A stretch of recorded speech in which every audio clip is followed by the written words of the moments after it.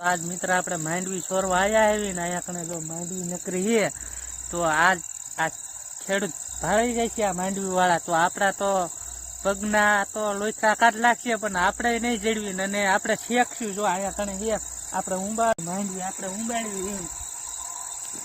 લાવી દઈએ ને કોઈ ન ભાળે ને તો આ આખું લઈને શેકશું માંડવી કેમ કે અહીંયા તો શેકાય નહીં એટલે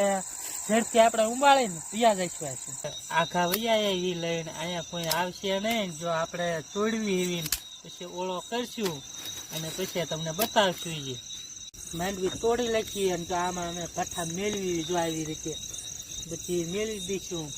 ખાવાની જોરદાર મજા આવે હમણાં આપણે માંડવી શેકાઈ ગઈ અને જો ખાવાની જોરદાર મજા આવે અને જો આપણે સોરેલા ખાવી એવી જો ખાવાની ઓર મજા આવે કેમ કે સોરેલા છે ને એટલે મજા આવે નકર ઘરના હોય તો એવી મજા ન આવે અને તમારે